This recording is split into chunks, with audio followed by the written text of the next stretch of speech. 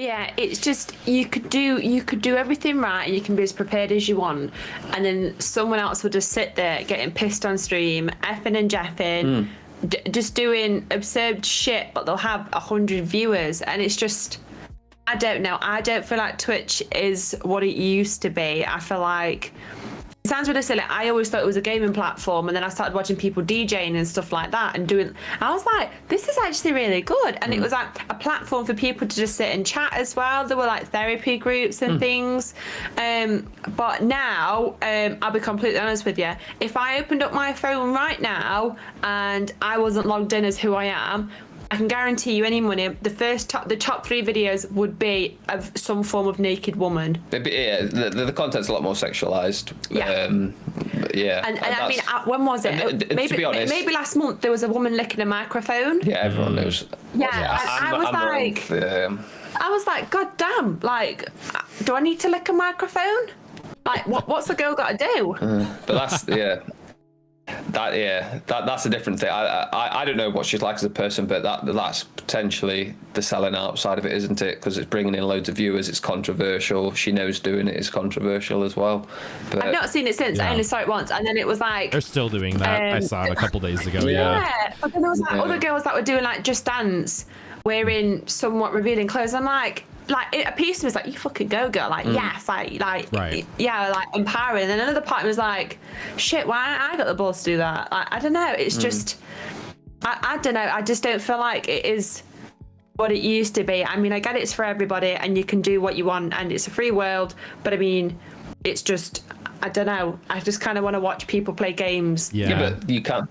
My counter to that is you can. It's up to you to watch what you want to watch. And then one thing that really disappoints me about Twitch, it sounds really silly, and I know it's not even Twitch's fault, is when I really want to watch like a particular game, I want to watch someone gaming, and there's only one person streaming it out of like every single person that's on Twitch ever.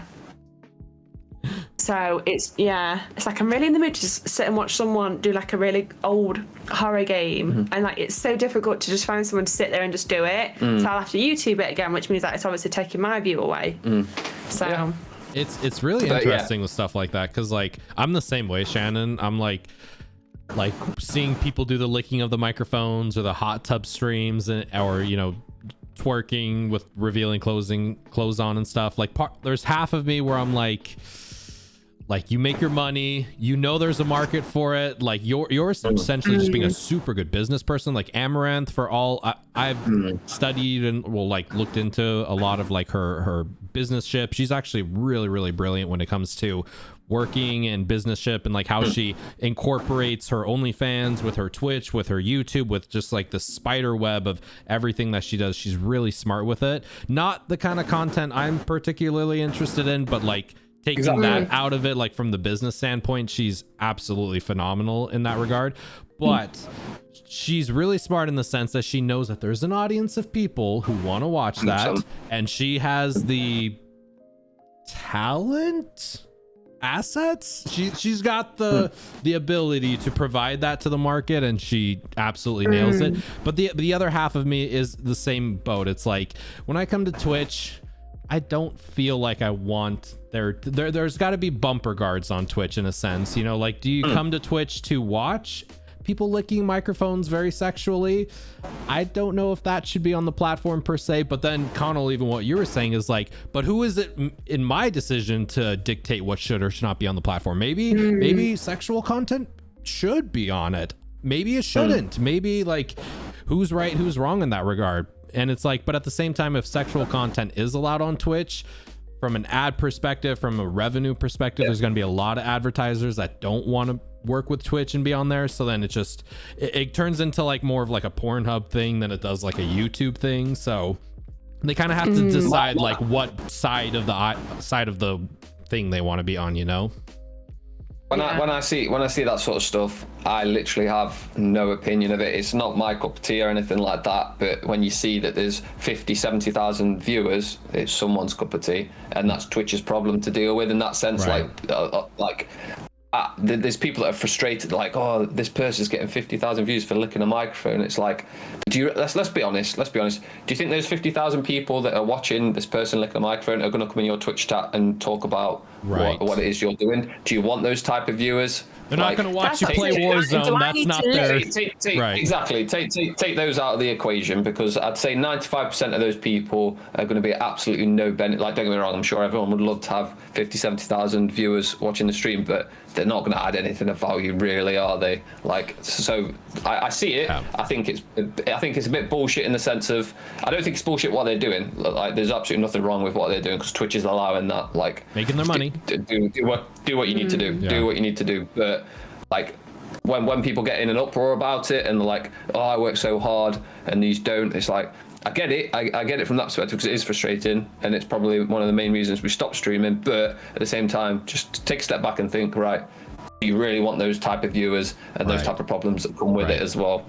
Probably not. Some people would, but a couple months ago, to keep those people away. Yeah, a couple months ago, I saw like one of the ASMR streamers who was doing like very, very sexual content and like being very on the borderline of what's allowed on Twitch, very much.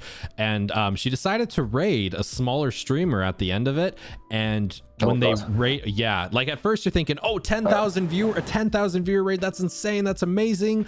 But everyone started bullying the shit out of that smaller streamer, calling them names, belittling the crap out of them. And then within like 5 or 6 minutes, the smaller streamer just ended their stream and like just stopped it. That's horrible. That's not nice. But and part of me is like, should that be on the streamers? Like, should they be responsible for that? But there's also part of me that's like, you as the streamer, you cultivate your community per se, but you don't have ultimate final say as to like what they're gonna do. I feel like it's a different standard with those sort of streamers though. So if we're looking at, and this might be controversial, I might get shit for this, but if we're looking at those ASMR streamers that are sexualizing it, that essentially it's a branch off from their OnlyFans and they're using it as an advertisement, can we really call that a community in that sense? Or is that what they're looking to do, or they're looking to monetize their OnlyFans and things like that? Whereas when you have a Twitch streamer that is they are a full-time streamer and that's purely what they're doing, that's a little bit different, because it is more community based as opposed to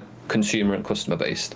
So I don't want to say they don't give a shit about the community, because I'm sure there are probably some that do, but I think majority of them, realistically, they're not too arsed who's there, just as long as someone's watching and as long as someone's paying for obviously the other parts of it as well. So I don't want to say there's double standards in that sense, but I see where you're coming from, but probably not as in control of the community as sort of the more well-known partnered streamers that do focus on the content that is just purely on Twitch, if that makes sense. They probably should be held a bit more accountable than the other guys in that sense, I think. Maybe right or wrong, but I think that's just my opinion. How far is too far into it? It's like. But that's the thing. At the end of the day, I don't fault them, because it's Twitch's fault. Twitch's fault allow it. They're the ones that allow these rules. They're not doing anything wrong in that sense. I don't care that it's happening. I just don't go on to Twitch to see that. And I mean, like I said, if I don't log in as anybody and I go on as, I don't know, a 12, 13-year-old girl, because I mean, how old do you have to be now 13, to look on Twitch? 13. Yeah, that's where it starts to get a bit iffy. That's what I'm saying. If I went on there as a 13-year-old and I'm not logged in as anybody and I'm just looking, and the top 3 are stuff that I don't want to say is inappropriate, but as to a 13-year-old it is. It's just, I don't know, in my head as a parent, it would probably bug me a little bit. Yeah, of course, yeah. I don't know.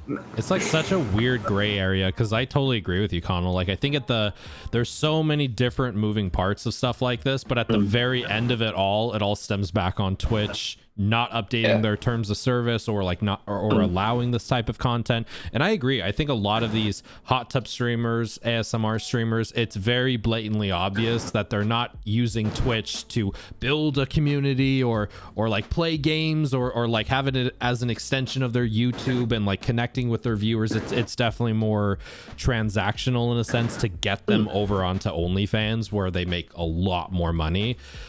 So it's interesting, and part of me at that sense, you know, like talking about Amaranth earlier, I'm like, but at the end of the day, she's super smart with how she navigates and like gets right on that border of the terms of service.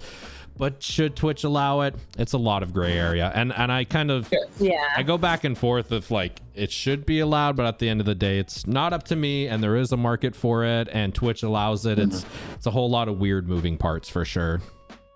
Twitch is funky nowadays. I feel like if I was doing it, would Connell click on it? Yes, he would. So. Right, and that's the thing. Like they know there's a market out there. You know, a lot of these people are so smart. They're so intelligent. They know that there's going to be an audience for this type of sexualized content, and they know they can get gift subs from it and bits from it, and people will do things for that, you know, beautiful person on screen to say their name in front of everybody, and then when they funnel them into OnlyFans, then all of a sudden they're paying $25 a month or $50 or whatever. And I've done some like haven't signed up for any OnlyFans or whatever, because again, not my kind of content, but from what I understand, like wife would be very happy. I don't know.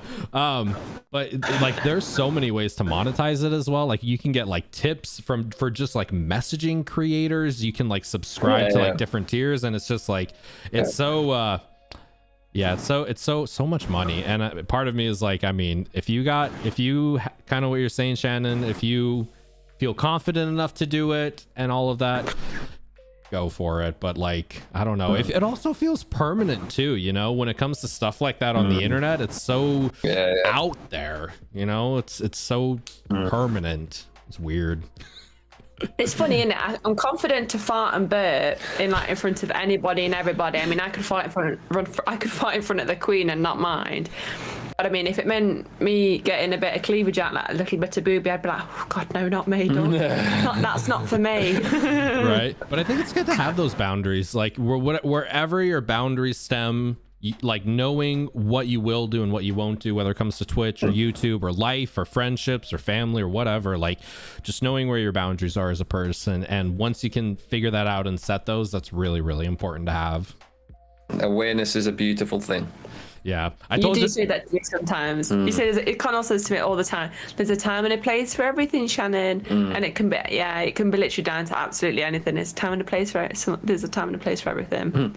I told you all before the podcast, sometimes we go on tangents in like completely unknown territories. So yeah. Sorry, we'll shut up, ask us. No, you're good.